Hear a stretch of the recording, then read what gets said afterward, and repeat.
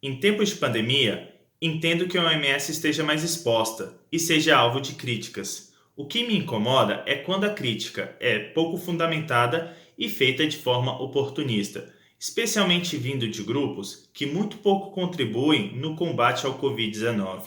Se você quiser saber um pouco mais sobre a OMS, vem comigo.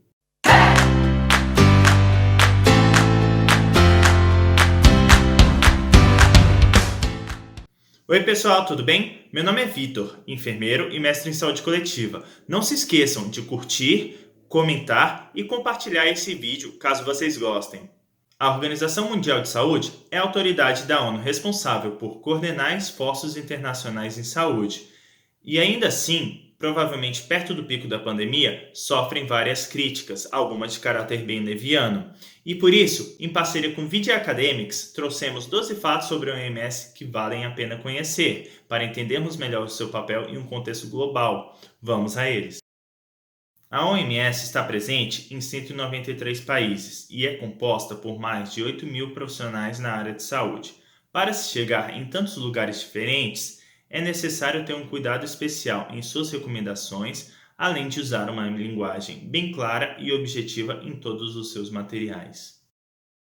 A OMS atua em ações coordenadas com governos, ONGs e instituições privadas no mundo todo para combater doenças infecciosas e não infecciosas como malária, tuberculose, HIV/AIDS, obesidade e o Covid-19.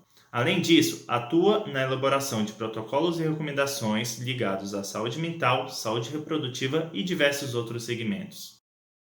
Estabelecem diretrizes para vacinas, como a tão sonhada vacina para o Covid-19, além de produzirem também diretrizes para alimentos e medicamentos.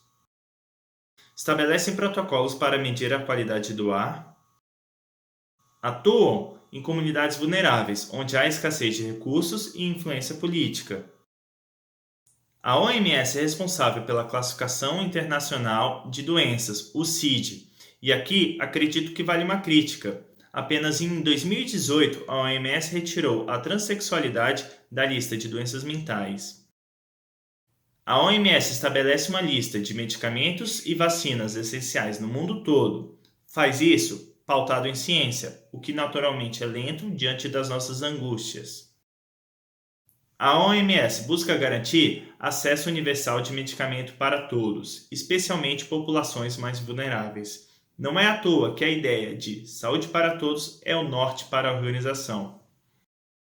Eliminação da buba. Essa é uma infecção de pele, ossos e articulações causadas pela bactéria Treponema pallidum, a mesma espécie causadora da sífilis. Na década de 50, houve uma grande epidemia dessa doença, sendo controlada por conta do programa da OMS.